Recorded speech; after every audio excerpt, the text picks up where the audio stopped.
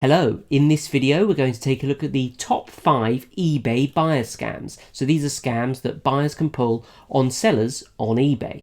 So at number 5 we have the iPhone scam. So this works by scammers finding sellers with naught feedback that are selling high value items such as iPhones. They choose naught feedback sellers because they're new to eBay, they don't know the rules, they don't know how they can be fooled. So the buyer will purchase, say, an iPhone, pay for it, receive it, and then when they receive it, they'll initiate a returns claim on the basis that the item doesn't work. So at this point, all the seller can do is accept the return. So the buyer will return the item to the seller. The only problem is they'll have either sent back a different phone altogether or taken out all of the working components from the phone and just sent back a hollow shell. And unfortunately, the way the eBay returns procedure works, there's really nothing the seller can do at this point. Now, this doesn't just apply to iPhones, this applies to a lot of expensive items because it's only worth them doing it on expensive items because it's quite a high risk strategy. They can only do this a few times before eBay will eventually ban them. So to avoid this, don't sell high value items on eBay, especially to brand new buyers. So at number 4 we have the item is not as described scam. Now this isn't necessarily a scam, this is just really annoying for sellers. Did you know that even if your listing says no returns accepted, and this is an option that you can specify on eBay listings, there is nothing to stop a buyer from initiating a return and you having to accept it. Typically, a buyer will open an item not as described case and then claim that it's either the wrong size, it doesn't work, it's the wrong colour, they didn't realise that the handbag would be quite as handbaggy as it actually was, some nonsense excuse. And at that point, unfortunately, once they've opened that case, you have no alternative but to return the item. Now, eBay will say that you can open a case against that accusation and that they will judge it fairly and could well decide in your favour. But in actual fact, in my experience, that never happens. eBay generally rule in favour of the buyer.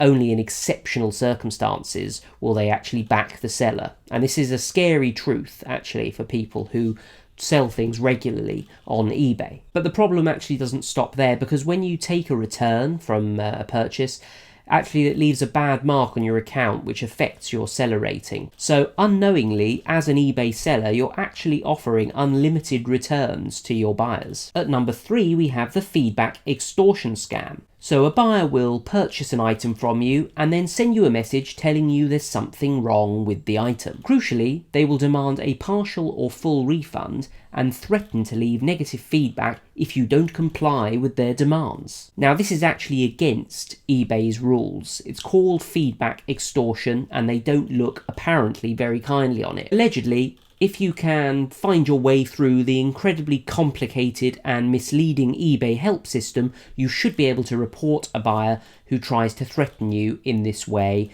and, I guess, have your money protected or the negative feedback potentially removed from your account. And I might actually do a video in future about how to deal with the eBay returns procedure and just dealing with eBay in general, because it is a really complicated process. At number 2 we have the Nigerian scam. So you've probably seen a lot of Nigerian scams around, emails and things telling you you've won millions and millions of pounds. There is a slightly more subtle eBay Nigerian scam. And the way this works is the buyer will purchase an item from you and then message you and tell you to ship the item to a different address. And it's called the Nigerian scam because that address is often in Nigeria. But it doesn't have to be. You should never actually ship an item to an address that isn't the PayPal address. And it's a good idea actually to check the PayPal address and make sure it matches up with the address that appears on the eBay order. If it doesn't, it might be a good idea to contact eBay and ask them what you should do. Because basically what happens is, if you send an item to an address that isn't the PayPal registered address, the buyer can open an item not received case, and then eBay will instantly rule in their favour because you've sent the item to the wrong address. So to avoid this, it's a good idea to send your post by recorded or tracked methods so that you can be 100% sure that your item's got to its destination and the buyer can't open an item not received case.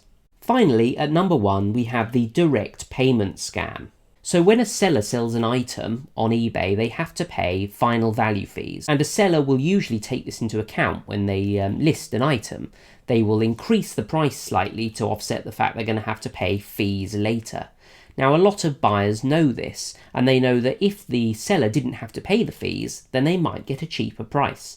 So you might get buyers asking you to complete a sale outside of eBay. They might say things like, would you accept this amount if I pay you directly to your PayPal, or something like that? Now, eBay is usually quite good at automatically detecting emails like that. If you sell to somebody like that out of eBay, you as a seller have absolutely no protection at all, whereas the buyer is still protected by the PayPal protection policy, or whatever it's called. If they start saying they want to return it and all that, you really have absolutely no choice but to comply with their demands. Otherwise, they will just get refunded. Also, it's against eBay's terms of service, so if they find out that you've been doing it, like for example the buyer reports it to eBay, then you can have your account suspended or even closed altogether. So just for peace of mind, it's worth just paying the eBay fees and just dealing with people only through eBay. To avoid paying eBay fees, I wait until they send me an offer. So eBay often send something like a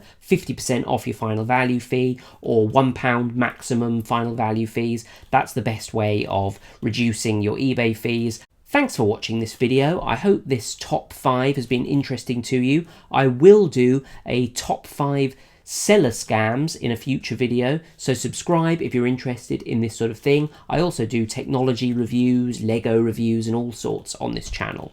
Thanks for watching, and I'll see you next time for another video.